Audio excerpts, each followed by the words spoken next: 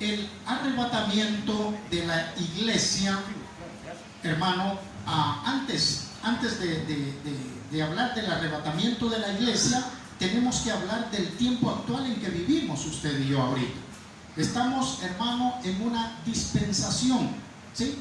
Dispensación de la gracia, un paréntesis, la era de la iglesia, la era de la gracia, así se le llama, para tener un conocimiento. Allá en Efesios capítulo 3, versículo 8, vaya conmigo allá atrásito, Efesios 3, 8.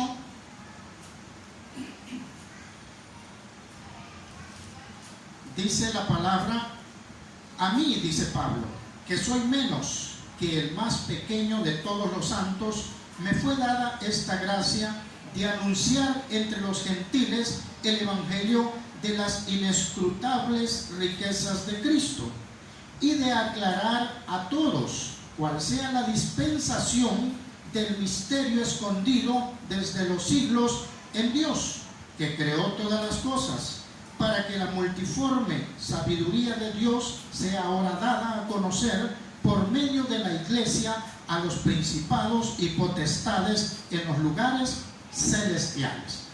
Ahorita, hermano, estamos en la dispensación, en una era, en un tiempo.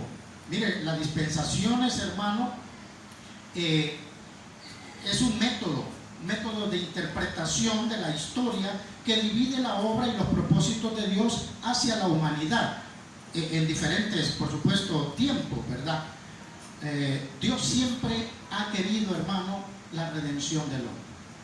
Cuando a usted, pastor, esa es pregunta de parcial, el último, ¿verdad? El tema principal de la Biblia es la redención del hombre, desde Génesis hasta Apocalipsis. Dios siempre ha querido que el hombre esté bien, hermano. Dios siempre ha querido que el hombre viva bien, esté en comunión con Él, pero lamentablemente nosotros, como humanos, fallamos. Dios nunca falla. Entonces, a través de esas dispensaciones, mire, ahí, hermano, generalmente hay 7 dispensaciones básicas identificadas que se encuentran en la Escritura. Teológicamente hay muchos que hablan de 9 más o menos, ¿verdad? Pero vamos a hablar de estas 7 que están, ya le digo, hay evidencia en la Biblia de estas 7 dispensaciones. La primera, hermano, es la inocencia. La primera dispensación es la inocencia. Dios quería que Adán y Eva vivieran felices eternamente en comunión con Él, enseñoreando los peces, enseñoreando, hermano, todo la tierra, todo eso, hermano. Mire, esta dispensación allá en Génesis, vaya 1:28, Génesis 1:28, vamos a apoyarnos en la palabra de Dios, amén. Como decía nuestro pastor Orlando, nosotros somos bíblicos, entonces usamos mucho Biblia. ¿Para qué? Para quedar fundamentados en lo que la palabra de Dios nos enseña, amén. Dice Génesis 1:28, amén. Amén. Y los bendijo Dios y les dijo: fructificad y multiplicaos, llenad la tierra y sojuzgadla, y señoread en los peces del mar, en las aves de los cielos y en todas las bestias que se mueven sobre la tierra. Y dijo Dios: he aquí que os he dado toda planta que da semilla, que está sobre toda la tierra, y todo árbol en que hay fruto y que da semilla os será para comer. Y a toda bestia de la tierra, y a todas las aves de los cielos, y a todo lo que se arrastrase sobre la tierra, en que hay vida, toda planta verde le será para comer. Y fue así. Eso es lo que el Señor da. Pero en el 2:15 hay siempre algo que Dios pide. Amén. Y en el capítulo 2, versículo 15, dice la palabra: tomó pues Jehová Dios al hombre y lo puso en el huerto del Edén para que lo labrara y lo guardase. Y mandó Jehová Dios al hombre diciendo: de todo árbol del huerto podrás comer, mas del árbol de la ciencia del bien y del mal no comerás, porque el día que de él comieres ciertamente morirás. Esa era lo que Dios pedía. Dios, hermano, quería que Adán y Eva vivieran felices, vivieran bien. Pero vuelvo y repito, en esta dispensación, ellos eran inocentes. Ellos andaban desnudos, pero no sabían que andaban desnudos. Tenían una inocencia como el niño, como los niños, ¿verdad? Ahora, ¿cuál fue el problema? La desobediencia. La desobediencia. Esta dispensación cubre el periodo de Adán y Eva en el jardín del Edén. En esta era Dios les dio, hermano, mandatos. Y esta dispensación fue de corta duración y llegó a su fin, hermano, por la desobediencia de Adán y Eva al comer el fruto prohibido. Y las consecuencias, ¿cuáles fueron? La expulsión del jardín del Edén. Ahí terminó la dispensación. Estos no hacen caso, estos me desobedecieron, no pueden, ¿verdad? Entonces el Señor lo sacó y surge la segunda dispensación, otro periodo de tiempo. El Señor es misericordioso, amén. El Señor es bondadoso, aunque nosotros le fallemos, Él no nos va a fallar, hermano. Y Él ama al mundo, Él lo ama a usted, así como es, hermano. Aunque le fallemos, el amor de Dios está en nosotros, amén. Entonces ahí comienza la segunda dispensación, que es la dispensación de la conciencia. ¿Por qué?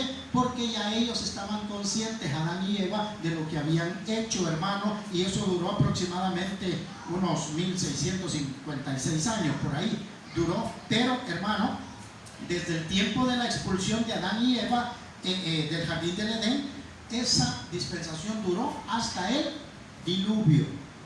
Es otro periodo de tiempo que Dios les dio, otra oportunidad que Dios dio al hombre, a la humanidad, para que pueda reivindicarse con Él y con lo que Dios quería que hiciera. O sea, hermano, en esta era Dios les dio a ellos, mire, una demostración, el hombre demostró a Dios, hermano, que si se le deja a su voluntad y la conciencia, jamás hacen las cosas bien. Si Dios nos deja a nuestro antojo, hermano, que el mundo estaría perdido, hermano. Pero ¿qué es lo que utiliza el Señor para mantenernos siempre en comunión con Él? Los problemas, las dificultades, ¿verdad? Porque Él no quiere que nadie se pierda, como dice la palabra. Entonces, hermano, aquí podemos ver cuál ha sido en esta de conciencia, hermano. Hay mucha contaminación.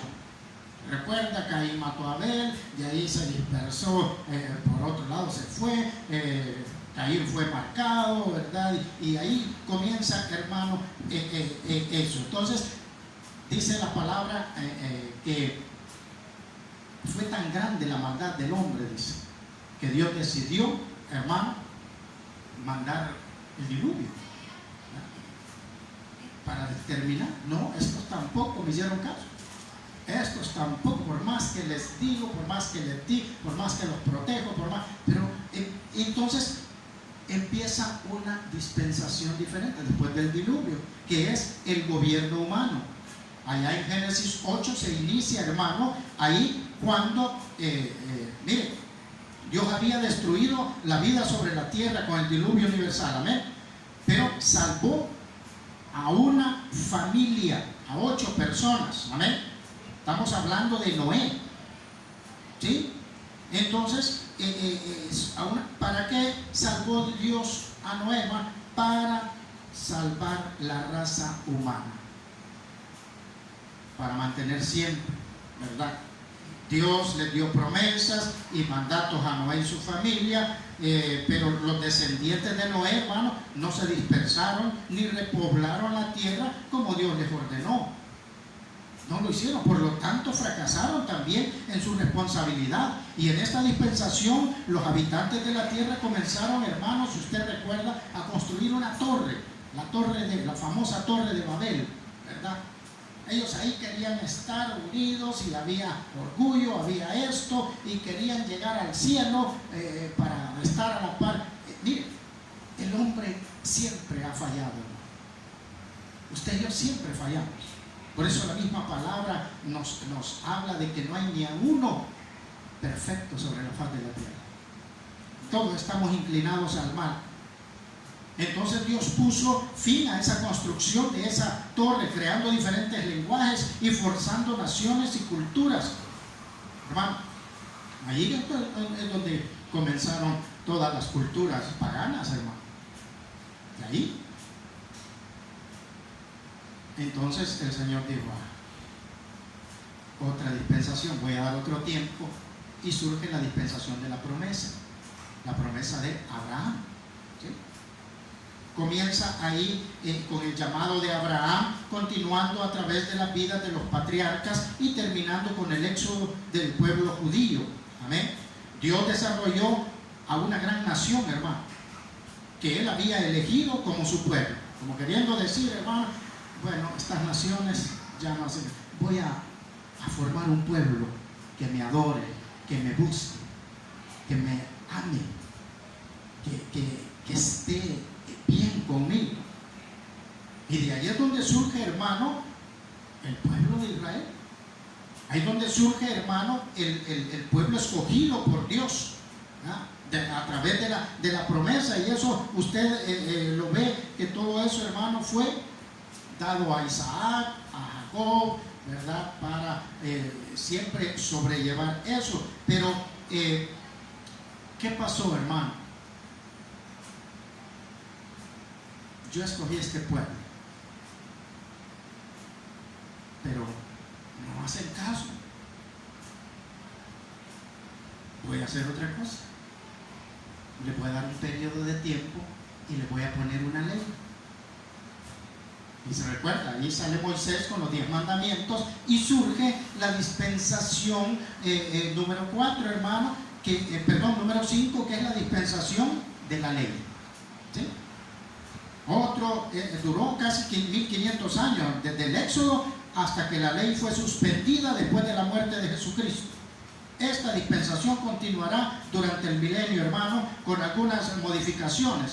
Durante la dispensación, hermano, de la ley, Dios trató específicamente con el pueblo de Israel, con su pueblo escogido. La ley fue para los israelitas, no para los griegos, no para los romanos, no para los babilonios, todas esas naciones que habían, hermano, y esos imperios. No, Él estaba tratando con un pueblo escogido por Él. Amén. Entonces ahí empieza, hermano, el mismo problema.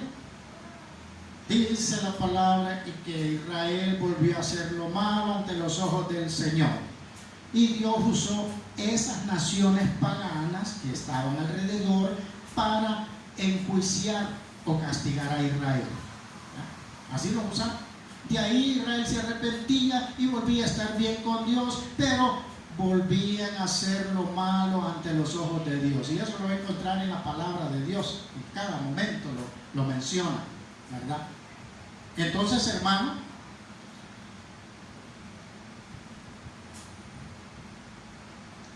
déjeme explicar. Esta dispensación de la ley es de aquí, digamos. De aquí a acá. Acá viene Jesús a la tierra, la primera venida de Jesús. ¿Sí? Viene a la tierra, Él manda a su Hijo, ¿verdad? Para que el pueblo de Israel, este pueblo, sea salvo y que pudiera Él estar en comunión con Dios, que pudiera estar, hermano, ¿qué le digo? Hablando, tenían mandamientos, mandatos también, obedeciendo al Señor, ¿verdad? Pero cuando Jesús vino como el Mesías, a lo suyo vino, pueblo de Israel, pero los suyos no le quisieron recibir, no le creyeron, estaban emproblemados con el imperio romano y querían un rey que sea pleitista, que viniera a pelear con los romanos y que acabara toda esa opresión que tenían ellos a través del imperio romano. Entonces murió Jesús, pero no le recibieron. Entonces, antes de ir a la cruz, Jesús surge el nuevo pacto. Nuevo pacto o antiguo pacto o antiguo testamento. Amén. Cuando Jesús viene, hace un nuevo testamento o un nuevo pacto en la sangre de él. Estos no le creyeron, mas a todos los que le creyeron o los que creen en el nombre del Señor serán salvos. De aquí para acá. Entonces, de aquí para acá comienza la era de la iglesia. ¿Sí? Y a eso quiero la época de la iglesia. Aquí ya pueden entrar todos los gentiles. Aquí ya no está tratando solamente con el pueblo de Israel, sino con todos en general. Ahora, la dispensación de la gracia, hermano, comenzó con el nuevo pacto en la sangre de Cristo y termina con el arrebatamiento de la iglesia. ¿Sí? Si aquí es el paréntesis de la iglesia, y todo esto, hermano, cristianos, no cristianos, judíos, no judíos, y reciben a Cristo como Señor, y el cuerpo de Cristo se forma completamente al momento que uno está haciendo una profesión de fe. Entonces, en un abrir y cerrar de ojos, viene el Señor por su iglesia y nos vamos. Amén. Ahora, esta dispensación es mundial, hermano, e incluye tanto a judíos como a gentiles. Amén. Mire, la responsabilidad del hombre, hermano, en esta dispensación es recibir a Cristo como Señor. Nada cuesta. Es otro tiempo que Dios ha establecido para que el hombre sea salvo, para que el hombre esté en comunión y bien con Él. O sea, el Espíritu Santo mora en los creyentes como el Consolador. Amén. Esta dispensación ha durado ya más de 2000 años, hermano. Ya más de 2000 años. Y nadie sabe cuándo terminará. Lo que sí sabemos, hermano, es que terminará con el arrebatamiento. Y todos los creyentes del mundo, nacidos de nuevo, irán al cielo con Cristo Jesús. Después del arrebatamiento, entonces, tendrán lugar los juicios de Dios, hermano, que durarán 7 años. Después de esta dispensación, solo queda de tiempo para la humanidad y la historia de la tierra 1007 años, que son 7 años de tribulación, 3 años y medio de tribulación y otros 3 años y medio de la gran tribulación, y luego los 1000 años de reinado de Cristo, que esa es la séptima dispensación, ¿verdad? La última. Ahorita, hermano, el reloj de Dios se ha parado. Amén. Está detenido. Ya se ha dado un periodo de tiempo que lleva más de 2000 años, en los cuales toda persona puede ser salva, no con sacrificios, hermano, ni con derramamiento de sangre de animales, ni con ritos, sino única y exclusivamente poniendo su fe en Cristo Jesús y aceptándolo como Señor y Salvador de su vida. Amén. Simple. Como lo que estaba explicando el pastor en los anuncios. Una persona puede ser salva, hermano. Ahora, ¿cuándo terminará el periodo de la gracia, hermano? De aquí a aquí. ¿Cuándo terminará? Termina, hermano, exactamente el día que Cristo vuelva por su iglesia. En ese momento, en ese mismo instante, comienza el peor periodo de la historia de la humanidad, llamado la Gran Tribulación, y su actor principal, que es el Anticristo. Ahí comienza. Por eso, este día vamos a entrar ya en detalle, hermano. A ver si me queda tiempito para poder explicar un poquito. Vamos a comprender ese evento del arrebatamiento que cada uno de nosotros tenemos que esperar sin miedo. Sin miedo, sino que con alegría, con gozo en nuestro corazón. ¿Por qué? Porque Cristo viene por nosotros, hermano. Mire, busque 2 de Timoteo 4:8. 2 de Timoteo 4:8.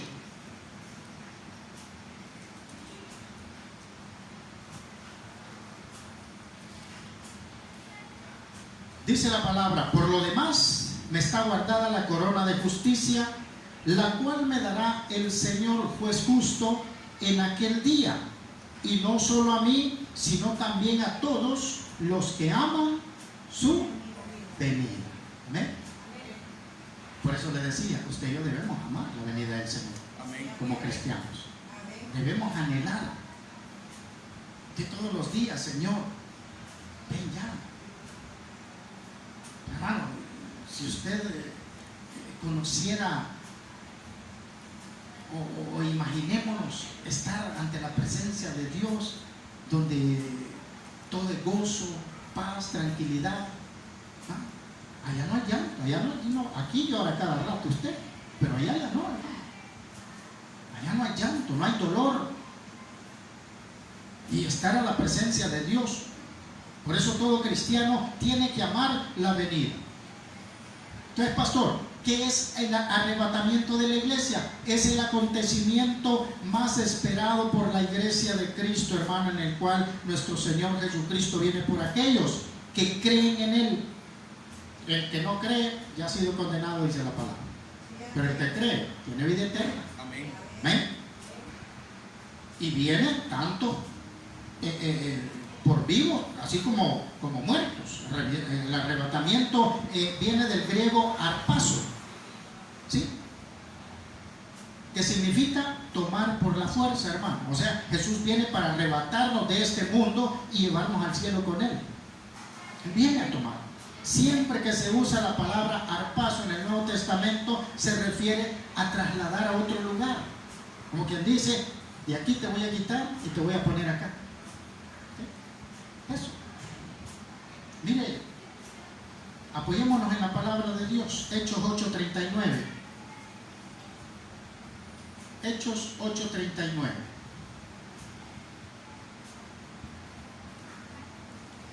Amén. Amén.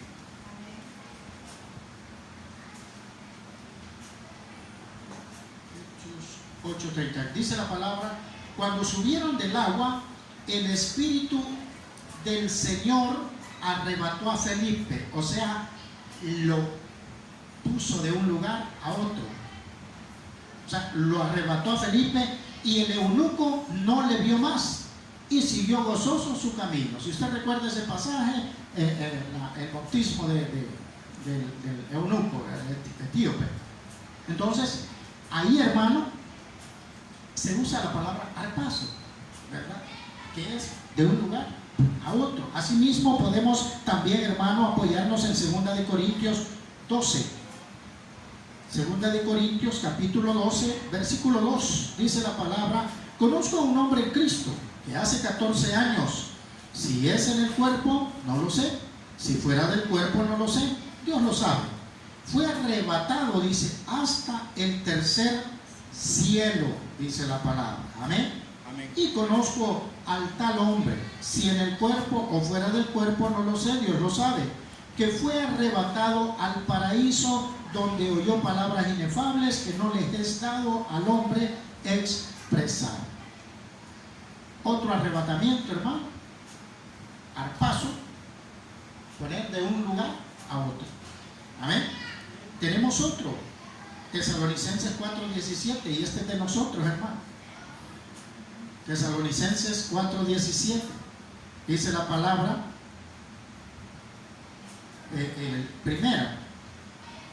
primera de Tesalonicenses: luego nosotros, los que vivimos, los que hayamos quedado, seremos arrebatados juntamente con ellos en las nubes para recibir al Señor en el aire, y así estaremos siempre con Él. Usted y yo también vamos a ser traspuestos en otro lugar. Amén. Vamos a ser arrebatados. De eso estamos hablando, hermano. Ese es el arrebatamiento de la iglesia. Seremos trasladados al cielo con el Señor. Y eso es lo que estamos esperando usted y yo. Amén. Amén. ¿Quiénes participan, hermano, en el arrebatamiento de la iglesia? Mire, ahí mismo en Tesalonicenses 4, el 16, dice: porque el Señor mismo, con voz de mando, con voz de arcángel y con trompeta de Dios, descenderá del cielo. Y los muertos, ¿en quién dice? En Cristo resucitarán. ¿Usted tiene a Cristo en su corazón? Amén. Cuando muera, usted es uno de ellos, ¿verdad? Cuando yo muera, soy uno de ellos. Si es que el Señor no viene y nos transforma ya en vida, porque también nos va a transformar.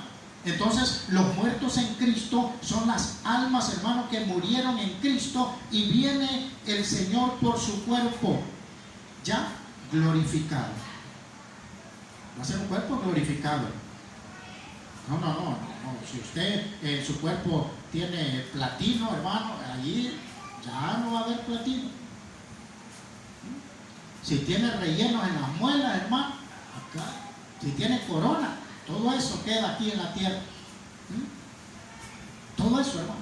Dice ahí, miren, el primer 5, ahí mismo, 5, 23. 5:23, amén. Amén. Y el mismo Dios de paz os santifique por completo, y todo vuestro ser, espíritu, alma y cuerpo sea guardado irreprensible para la venida de nuestro Señor Jesucristo. Irreprensible. O sea, hermanos, todo espíritu, alma y cuerpo, dice la palabra. Espíritu, todo eso va a estar, hermano, en la presencia. Claro, el espíritu, si estamos, ¿qué le digo? Ya muertos, el espíritu está con el Señor, porque el espíritu vuelve a quien lo dio, dice la palabra. Amén. Pero si estamos vivos, ahí vamos, espíritu, alma y cuerpo, glorificados. Amén. Fíjense que el versículo 17 dice: luego nosotros, 4:17, perdón. Luego nosotros, los que vivimos, los que hayamos quedado, seremos arrebatados juntamente con ellos en las nubes para recibir al Señor en el aire, y estaremos siempre con el Señor. O sea, los que estén vivos en el momento del arrebatamiento serán transformados en cuerpos glorificados. O sea, hermano, ¿cuántos han visto las películas de Transformers?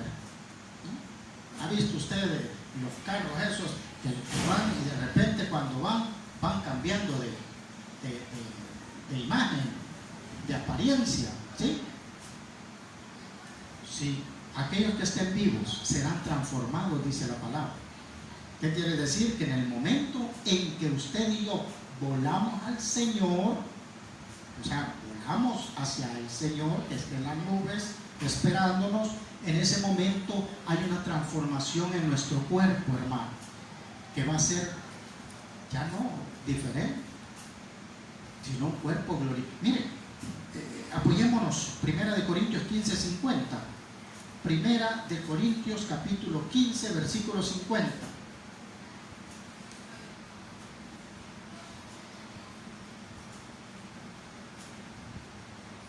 Amén. Amén.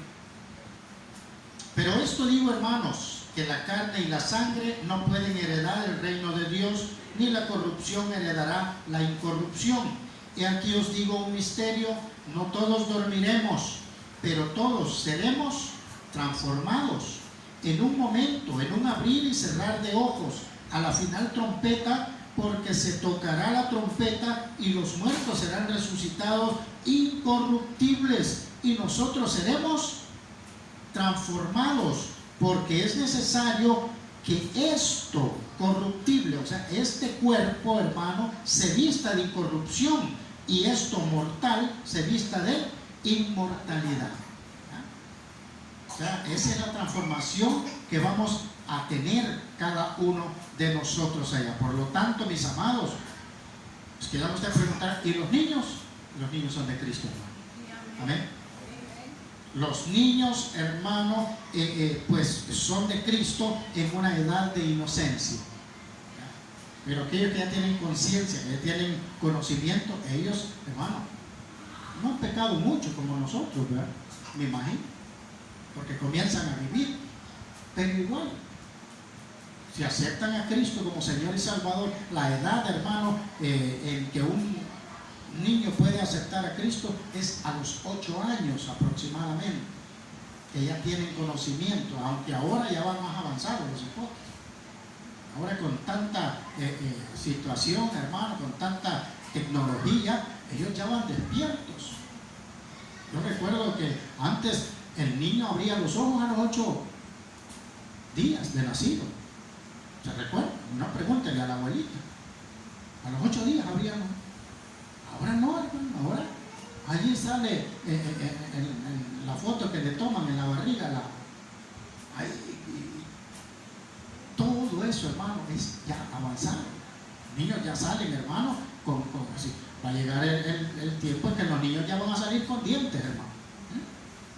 Pero todo eso, hermano, es parte de que los niños, hermano, se van al cielo, ¿verdad? Ahora, ¿en cuánto tiempo se efectuará el arrebatamiento?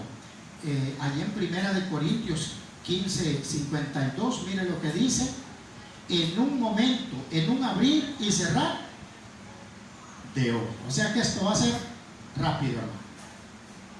No va a tardar, hermano. O sea, mire, en un momento, en un abrir y cerrar de ojos, pero pastor, yo si cierro los ojos puedo quedarme un buen rato así cerrado y de ahí lo hago. No, aquí está hablando de un parpadeo. Cuando usted parpadea, hermano, si usted ve a alguien y parpadear, mira, pispileaste, dice uno ahí, ¿verdad? Es rápido. Mire, eso va a ser, hermano, instantáneo, en una centésima de segundo, hermano.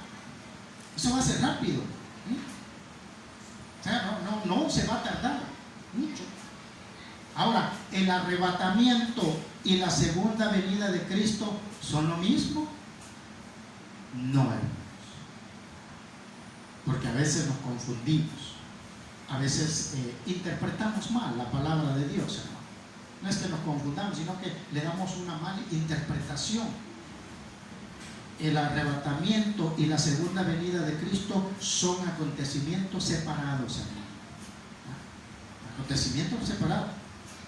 Ahora, ¿cómo podemos diferenciar eso? Miren, en el arrebatamiento dice la palabra que será en un abrir y cerrar de ojos. Va a sonar una trompeta que solo los cristianos la van a oír, y solo usted va a ver a Jesús en las nubes, rapidito, en lo que va transformando rápido, hermano, allá está el Señor, ¿verdad? Rápido. Pero en la segunda venida dice la palabra que todo ojo le verá. Allí en Apocalipsis 1:7, vaya conmigo a Apocalipsis 1:7, dice la palabra: he aquí que viene con las nubes y todo ojo le verá, y los que le traspasaron y todos los linajes de la tierra harán lamentación por él. Sí, amén, dice la palabra. O sea, es algo diferente, hermano. Es algo aparte, el acontecimiento es separado. Otra prueba, hermano, en la segunda, en el arrebatamiento, el Señor viene por su iglesia. Viene por usted y por mí. La iglesia somos nosotros, amén. Pero en la segunda venida, Jesús viene con su iglesia. Amén. Apocalipsis 19:11. Apocalipsis 19:11, se lo leo por el tiempo, dice la palabra: entonces vi el cielo abierto, y aquí un caballo blanco, y el que lo montaba se llamaba Fiel y Verdadero, y con justicia juzga y pelea. Sus ojos eran como la llama de fuego, y había en su cabeza muchas diademas, y tenía un nombre escrito que ninguno conocía sino él mismo. Estaba vestido de una ropa teñida en sangre, y su nombre es el Verbo de Dios. Y los ejércitos celestiales, esos somos usted y yo, hermano, vestidos de lino finísimo, blanco y limpio, le seguían en caballos blancos. Amén. Usted y yo en la segunda venida venimos con Cristo. ¿A qué, hermano? A reinar por 1000 años en el milenio, en la siguiente dispensación que estábamos hablando. Amén. O sea, hermanos, va a ser algo diferente. Ahora, otra evidencia, hermano: Jesús, cuando venga por su iglesia, Él queda en el aire. La venida de Cristo queda en el aire, no toca tierra. ¿Cuándo va a tocar tierra? En la segunda venida. Cuando venga por su iglesia, dice que usted y yo volaremos y nos reuniremos con Él. ¿En dónde dice? En el aire, no en la tierra. Pero, busque conmigo Zacarías 14:3. Zacarías, váyase a Mateo y retroceda. Zacarías y Malaquías, y ahí va Mateo. Zacarías 14:3. Amén. Zacarías 14:3. Dice la palabra: después saldrá Jehová y peleará con aquellas naciones como peleó en el día de la batalla. Y se afirmarán sus pies en aquel día sobre el monte de los olivos, que está frente de Jerusalén al oriente, y el monte de los olivos se partirá por en medio, dice, hacia el oriente y hacia el occidente, haciendo un valle muy grande, y la mitad del monte se apartará hacia el norte y la otra mitad hacia el sur. O sea, el Señor viene y va a poner sus pies en el monte de los olivos en la segunda venida. Amén. Cuando venga por su iglesia, hermano, Él va a estar en el aire. Son diferentes. Amén. Ahora, en la segunda venida, hermano, en el arrebatamiento, no hay señales. No hay señales en la tierra. Él va a venir de repente. ¿Ya? De repente. Pero en la segunda venida, entonces sí habrán grandes señales, dice la palabra. Mire, ahí en Lucas 21, Lucas 21, 25, Mateo, Marcos, Lucas.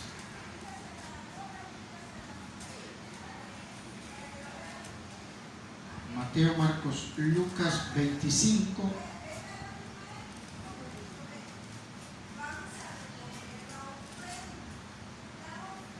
Perdón, Lucas 21, hermano. Lucas 21, 25. Lucas 21, 25. Amén. Dice la palabra de Dios: entonces habrán señales en el sol, en la luna y en las estrellas, y en la tierra angustia de las gentes, confundidas a causa del bramido del mar y de las olas, desfalleciendo los hombres por el temor y la expectación de las cosas que sobrevendrán en la tierra, porque las potencias de los cielos serán conmovidas. Entonces verán al Hijo del Hombre, que vendrá en una nube con poder y gran gloria. Cuando estas cosas comiencen a suceder, erguíos y levantad vuestra cabeza, porque vuestra redención está cerca. O sea, van a haber señales en la segunda venida. ¿Amén? Recuerde que aquí, después en la tribulación, ahí igual entran gentiles y judíos. Aquellos gentiles que no recibieron a Cristo. En esta era de la iglesia, el que no reciba a Cristo va a entrar a esos juicios, juntamente con el pueblo. Claro, Dios va a estar tratando con el pueblo de Israel. Pero ahí se van en cuenta, hermano, aquellos que no recibieron a Cristo como Señor y Salvador. ¿Qué van a hacer? A pagar con su cabeza. Solo se iban a ser salvos. Ahorita, hermano, es por gracia, es un don de Dios, no por obras, no hay que hacer ninguna obra. Pero en el arrebatamiento, si usted no adora a la bestia, si usted no es seguidor del anticristo, del falso profeta, todos aquellos que van a estar en aquella situación difícil, entonces lo que van a hacer es decapitarlo, le van a cortar la cabeza, así usted se va a salvar. Allá va a llegar al cielo con su cabeza aquí. Señor, aquí ven, pero no te fallé, Señor. Quizás te fallé en la época de la gracia, me dolió, pero aquí estoy. Van a ser perseguidos. Dice la palabra que muchos van a desear la muerte y la muerte huirá de ellos. ¿Sí? O sea que en esa época, ay, yo ya no aguanto esta situación que está pasando, estos terremotos, estos temblores, y no vamos a morir, yo me voy a ahorcar. Cuando usted trate de ahorcarse, el lazo se le va a reventar porque la muerte va a huir de usted y de mí. No. De nosotros no, hermano, ¿eh? Que no me corrijo, ¿ah? Sino que con la vida se va a pagar. Amén. Y mire una última diferencia. En el arrebatamiento, hermano, no está el anticristo. Amén. Muchos dicen, ese es el anticristo. No, hermano. Probablemente ya esté preparando todo eso, pero no está todavía porque hay alguien que lo detiene. Amén. ¿Quién detiene el anticristo ahorita, hermano? El Espíritu Santo, que es más fuerte y poderoso que está en nosotros que el que está allá afuera. Dice. Mire, busque allí en 2 de Tesalonicenses 2:6. 2 de Tesalonicenses, capítulo 2, versículo 6. Segunda, dice la palabra: porque ya está en acción el misterio de la iniquidad, solo que hay quien al presente lo detiene hasta que él a su vez sea quitado de en medio.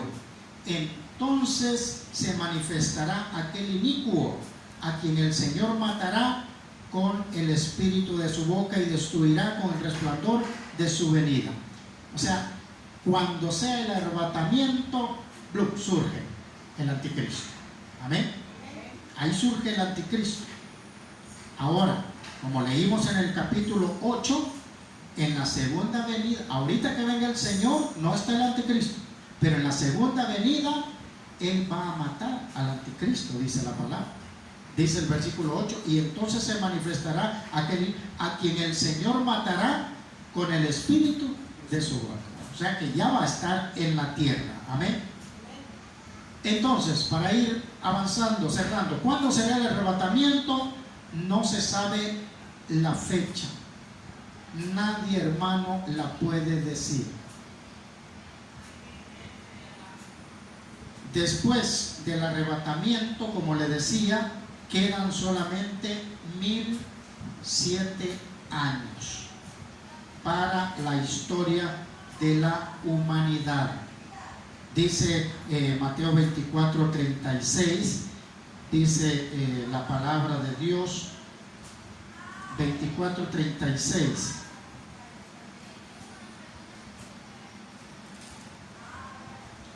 Pero el día y la hora nadie sabe, ni aun los ángeles de los cielos, sino solo mi Padre, dice. Y lea el 44: por tanto también vosotros estad preparados, porque el Hijo del Hombre vendrá a la hora que no penséis. O sea, hermano, usted y yo tenemos que estar preparados. Ya solo queda, vuelvo y le repito, 7 años de la tribulación y los 1000 años del arrebatamiento será antes de la tribulación. Hay varias posiciones sobre eso, hermano. Muchos van a decir, no, hombre, arrebatamiento no hay, o va a ser la mitad de la tribulación, o otros van a decir, no, después de la tribulación. Pero la evidencia bíblica nos da a conocer que va a ser antes de la tribulación el arrebatamiento. Amén. Son 3 escuelas. Son 3 escuelas que manejan. Ahora, para poder, no es que estén, hermano, lo que pasa es la mal interpretación de la palabra de Dios, ¿verdad? Eso. Pero nosotros, hermanos, creemos en el arrebatamiento pretribulacionario. Creemos en el arrebatamiento. O sea, quiere decir que el arrebatamiento será antes de la tribulación. Ahora, ¿por qué? Primera de Tesalonicenses 5:9. Perdone que le voy a robar unos 5 minutos. Primera de Tesalonicenses 5:9. Mire lo que dice. Amén.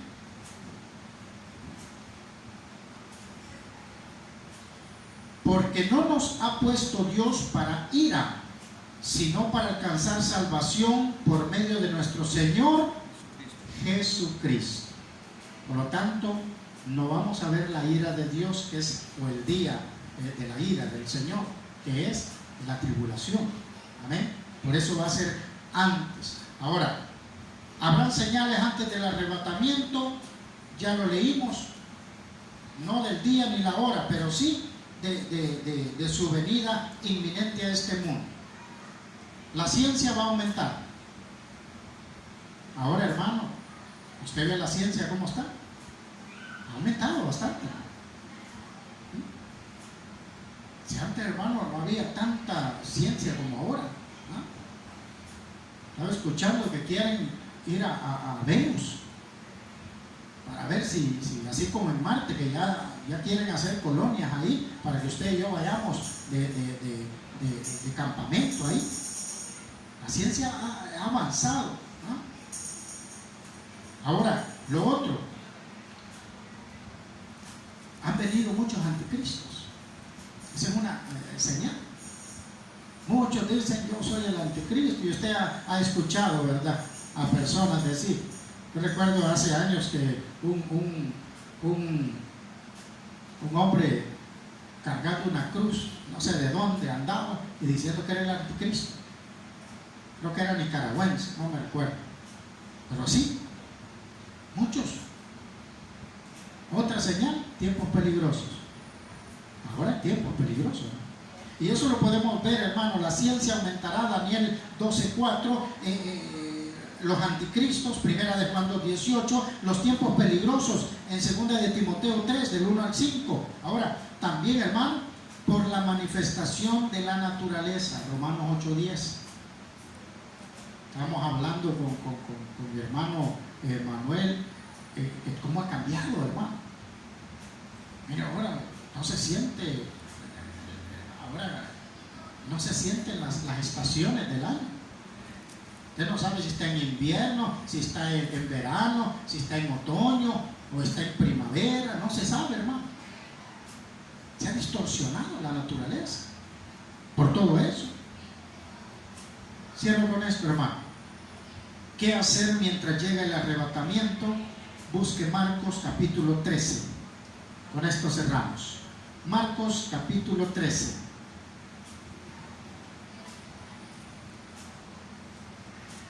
Mateo, Marcos, Lucas. Marcos capítulo 13, versículo 34.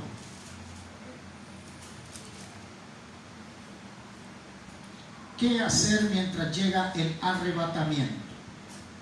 Dice la palabra, del 34 al 37. Es como el hombre que, yéndose lejos, dejó su casa y dio autoridad a sus siervos y a cada uno su obra, y al portero mandó que velase. Velad pues, porque no sabéis cuándo vendrá el Señor de la casa, si al anochecer o a la medianoche, o al canto del gallo o a la mañana, para que cuando venga de repente no os halle durmiendo. Y lo que a vosotros digo, a todos lo digo: velad. ¿Qué tenemos que hacer, hermano? Velar. Estar atentos. Hermano, yéndose lejos, dice. O sea, Jesús profetiza la dispensación actual, en que Él está en el cielo y deja a sus siervos para que esperen vigilante su regreso. Marcos, hermano, escribió a los gentiles. La exhortación velad se aplica a todos durante toda esta era presente, hermano. Por lo tanto, mis amados, velad. Hagamos, hermano, lo que al Señor le agrada, para que no nos encuentre haciendo así como dice la palabra, sino que estemos preparados, porque en un abrir y cerrar de ojos el Señor viene por usted y por mí. El fuerte aplauso a nuestro Padre Celestial. Padre bendito que estás en los cielos, te damos gracias, Dios, por tu palabra. Gracias, Señor, por ayudarnos. Sabemos, Dios,